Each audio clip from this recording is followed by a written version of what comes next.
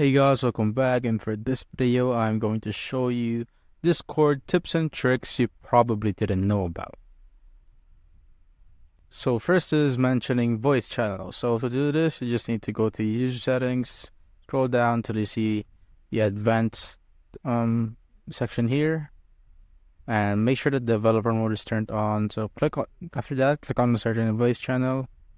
So copy channel ID just like so, and type in the less than symbol right there and put on the hashtag and paste on the ID and a greater than symbol right there. Oh wait, I copied the wrong channel, so let's do this again. Just like so, greater than symbol, and boom. So anyone who clicks on this will automatically join that particular voice channel that you mentioned.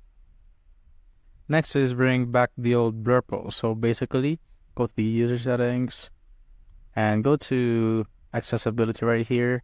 And as you can see, this is the color saturation. So if you do this, also know that you will affect everything here, like the colors. So, but if you do this to just like about 80, you will notice that the color has changed. So it's like the old blurple.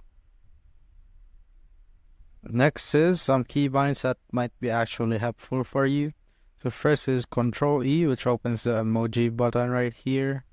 Next is Control F, which toggles the search on a particular server. So as you can see, if I click on Control F, it toggles that.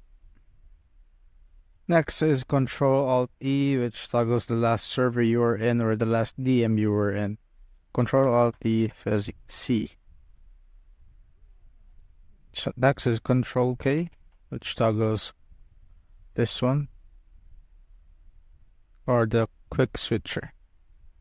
Next is Control plus apostrophe, which starts a call and a DM. You could just like try to go to a DM and click on Control plus apostrophe. So as you can see, it started a call. So if you want to see all keybinds, you can just click on Control / on your keyboard. As you can see, these are all the keybinds right here. Now next is the invisible message. So basically it's a blank line message. So you just need to put on 2 asterisks and click on space and put on 2 asterisks again. If you now click on enter, as you can see, there will be a blank message right there, or a blank line. So next are custom keybinds. So you could create your own keybinds just by going to user settings and finding keybinds right here. So now you could like add a keybind if you want to there, and there is actions right here. You could also turn it on and off, or to delete it, just to click on this X button. And if you want to stop Discord opening once your computer starts up, you just need to do this. Go to user settings, scroll down till you see Windows settings right here. Make sure that this is turned off to open Discord so it doesn't open when your computer starts.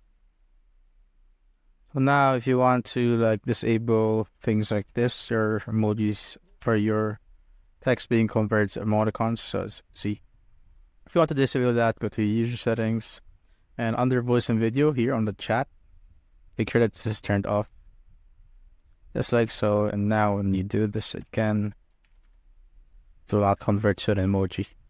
Here is where you could check your mentions right here on your inbox. So it was on the top right here. As you can see, here are the mentions. So here you could also filter it, include that everyone's mention, role mentions, and all servers. So next is adding multiple reactions at once. So basically, if we want to react to this, add reactions, and you click on that reaction, it will close down. So if you want to add more, you just need to click on Shift, and now you could do a lot of reactions just like so. And as you can see, it is all there. Next are reaction commands. So this will basically add the reaction to your latest message on a channel right here. So if just like this and add the name of your emoji, smile, just like so, and put a plus button right there on enter. So it doesn't work, right? So there you go, guys. You do it again, let's say. So first make sure that the plus button is first, so that you won't make any mistakes like I did right here. Just do that, and let's say thumbs up, boom, and that's it, guys. So lastly is if you set your status online, you will receive a ton of desktop notifications, and to turn this off, you just need to go here on your user settings and go to notification and make sure that this is turned off right here. That's it, guys. If you have found this video helpful, simply leave a like below or subscribe because it helps reach more people. See you on the next one.